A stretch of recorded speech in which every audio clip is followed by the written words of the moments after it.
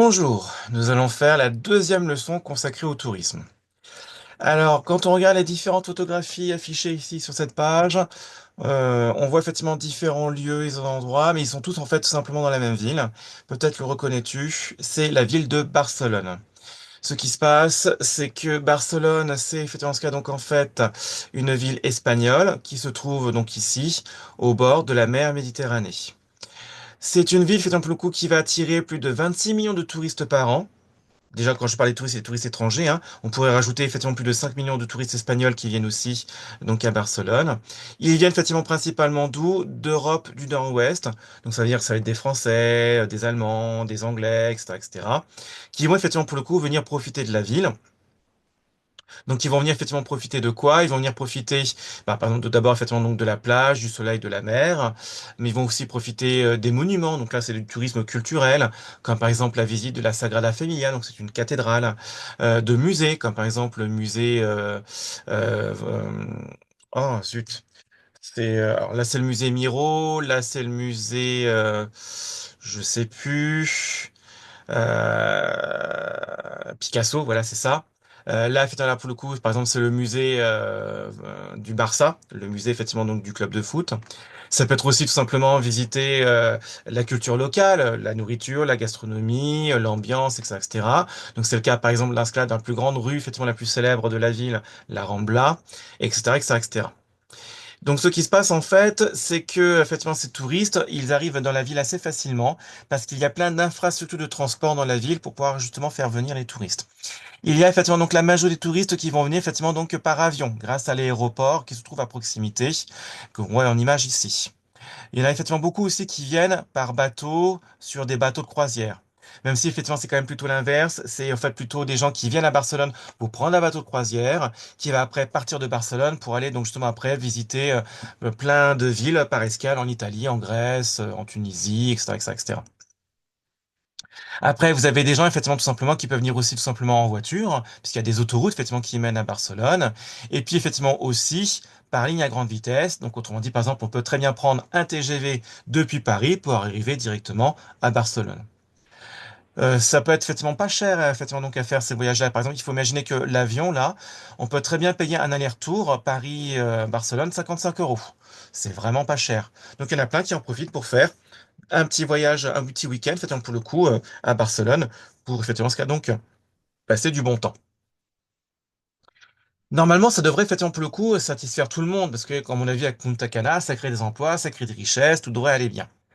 Alors, le tourisme à Barcelone, effectivement, ça va représenter 14% de sa richesse, de son économie. Alors déjà, pour le coup, ça veut dire que Barcelone n'est pas dans la même situation que Punta Cana, elle n'est pas complètement dépendante du tourisme, son économie est beaucoup plus diversifiée. Il y a des emplois dans des sièges sociaux d'entreprise, dans des industries, dans des commerces, etc., etc., etc.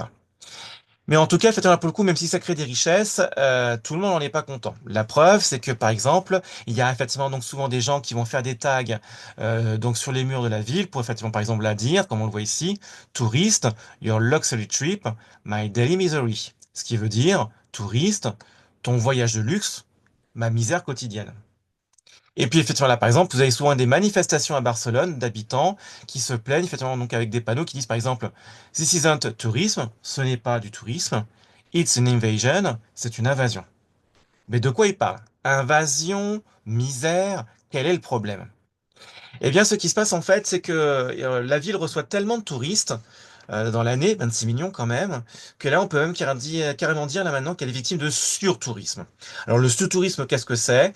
C'est tout simplement le tourisme qui va excéder les capacités d'accueil de la ville, à tel point d'ailleurs justement pour le coup que ça va nuire à l'intérêt de ses habitants, leurs conditions de vie si vous préférez. Alors, qu'est-ce que je veux dire par là? Prenons un exemple. Ce qui se passe, c'est qu'un touriste, quand il vient dans la ville, alors, il va dépenser de l'argent pour manger, pour visiter un musée, etc. Mais aussi pour dormir. Il faut bien dormir la nuit. Alors, avant, il y avait les hôtels pour ça. Mais ce qui se passe, c'est que, effectivement, avec les nouvelles technologies, est arrivée la plateforme Airbnb sur Internet. Cette plateforme, en fait, elle permet à des gens qui possèdent un logement de passer une annonce sur le site Airbnb pour dire, je loue mon appartement pour les touristes qui veulent bien venir pour 2, 3 jours, 5 jours, 10 jours, c'est comme vous voulez. Et ce qui se passe, c'est que ça rapporte 2 à 4 fois plus d'argent que de louer, pour le coup, effectivement, ce cas donc à des habitants, effectivement, pendant toute l'année à Barcelone. Donc c'est pour ça que vous avez plein de propriétaires d'appartements à Barcelone qui ont décidé de ne plus louer aux habitants locaux, mais faire des locations touristiques aux touristes étrangers. C'est comme ça dans ce cas-là que dans la ville, bah, notamment dans la ville-centre, vous avez effectivement certains quartiers, vous avez une énorme, dans ce cas-là, effectivement, diminution du nombre de logements disponibles pour effectivement les habitants, parce qu'il y a une énorme quantité de logements qui sont plutôt faits pour Airbnb. Et ce qui se passe, c'est que bah qu'est-ce qui arrive pour les habitants sur place? Eh bien, comme il y a de moins de logements, bah, les prix augmentent pour les loyers. Et ça veut dire que ceux qui ne sont plus capables de les payer, ces loyers parce que ça devient trop cher, eh ben, effectivement, pour le coup, ils sont obligés, puisqu'il n'y a plus de logement, à partir en banlieue. Donc, ils quittent la ville-centre pour aller en banlieue où ça reste moins cher. Mais ils partent pas pour dire, dans ce cas-là, j'ai envie d'un meilleur cadre de vie. Non, ils partent en banlieue parce que c'est devenu trop cher, ils n'ont plus les moyens, effectivement, de rester, effectivement, dans la ville-centre. C'est un énorme problème. Autrement dit, le tourisme chasse les habitants de là où ils habitent parce qu'ils augmentent les prix des logements et ils raréfient leur nombre de logements. Ça, c'est le premier problème. Ensuite, ce qui se passe, c'est que bah, ça fait plus d'habitants dans la ville. Le problème, c'est que bah, il faut que tout le monde consomme de l'eau, que ce soit les habitants, que ce soit les touristes, et puis même les entreprises, et même les agriculteurs. Eh bien, ce qui se passe, c'est que dans une ville qui connaît de nombreuses sécheresses, on est dans le climat méditerranéen, il y a donc là, pour le coup, ça devient de plus en plus dur. Bah, désormais, effectivement, il y a régulièrement des coupures d'eau. Donc, imaginez, vous êtes en train de faire la vaisselle et tout à coup, hop, plus d'eau. Bah, on peut plus finir la vaisselle.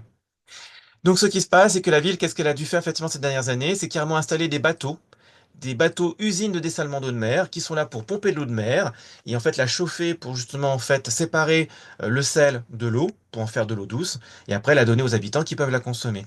Sauf que ça coûte beaucoup plus cher. Donc c'est vrai que les factures d'eau effectivement augmentent aussi. Et puis effectivement dans ce cas-là donc bah, ça pollue en plus hein, parce que ça consomme beaucoup d'énergie. Donc résultat entre effectivement raréfaction de l'eau qui devient beaucoup plus cher, il y a des coupures d'eau, les gens sont obligés de déménager, parce qu'effectivement, pour le coup, ça devient trop cher les logements à cause des touristes. Bah, effectivement, dans ce cas-là, qu'est-ce qui se passe? Bah, les gens en ont marre. Donc, résultat, qu'est-ce qu'a décidé, effectivement, la ville de Barcelone? C'est de prendre, effectivement, des mesures pour lutter contre le surtourisme. Donc, cette surfréquentation qui fait que, pour le coup, c'est plus viable pour les habitants. Donc, quelles vont être les solutions proposées? Bah, par exemple, là, effectivement, la ville a décidé de interdire carrément les locations Airbnb d'ici 2028. Donc d'ici 2028, on n'aura plus la possibilité de louer effectivement son appartement à des touristes de passage. Le but, c'est quoi, effectivement, pour le coup, c'est de remettre des appartements sur le marché pour les habitants locaux et diminuer les prix immobiliers pour effectivement que les gens vivent mieux dans la ville-centre. De même, effectivement, là, pour le coup, ce qui se passe, c'est que toute personne qui va effectivement dans ce cas venir loger pendant une nuit à Barcelone va devoir, effectivement, dans ce cas donc, payer 15 euros par nuit. Enfin, jusqu'à 15 euros par nuit, parce qu'effectivement, là, pour le coup, il faut payer une taxe. Donc, par exemple, imaginons que vous payez 60 euros votre chambre d'hôtel, ou votre Airbnb, ou votre camping, etc. Bah, vous devrez la payer en fait 75 euros, mais ce qui effectivement, il va falloir payer la taxe de 15 euros supplémentaires, si effectivement nécessaire. Cet argent-là, effectivement, pour le coup, après donner à la ville pour qu'elle puisse justement faire une politique de logement, construire des logements effectivement supplémentaires, etc., etc., etc. Est-ce que Barcelone, en fait, beaucoup, c'est la seule qui essaie de rejeter les touristes et ne prendre que les plus riches pour justement, en fait, limiter, effectivement, donc l'impact du surtourisme? Non. D'autres villes, effectivement, font exactement la même chose actuellement. C'est le cas, par exemple, de Venise, ville italienne, effectivement, qui, elle aussi, est victime d'un surtourisme de masse. Eh bien, effectivement, là, ce qui se passe, c'est que qu'est-ce qu'ils ont fait? Eux, ils ont carrément déménagé le port de croisière qui était ici auparavant sur l'île de Venise pour la mettre sur le continent. L'intérêt, c'est quoi? C'est d'empêcher finalement les touristes des bateaux de croisière de débarquer sur l'île, parce que là, pour le coup, ça envahit effectivement pour le coup les rues, ça envahit effectivement les magasins, c'est invivable. Et effectivement, là, pour le coup, ceux qui veulent après effectivement partir du bateau de croisière pour aller effectivement à Venise doivent payer des frais supplémentaires de train, de mébus, etc. pour effectivement aller sur l'île, parce qu'il y a pour le coup, donc il y a un pont pour ça.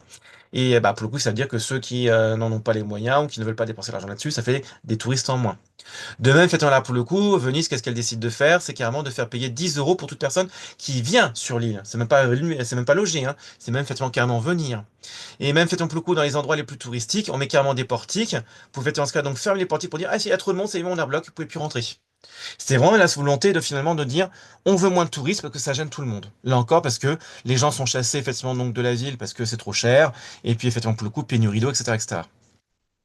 Donc ça effectivement là pour le coup ça c'est le problème des villes effectivement touristiques des pays du Nord souvent parce qu'elles sont déjà bien développées pour le tourisme mais dans des endroits il y en a trop. Donc en fait là ils cherchent plutôt à avoir moins de touristes mais qui dépensent plus plutôt que beaucoup de touristes qui dépensent pas beaucoup.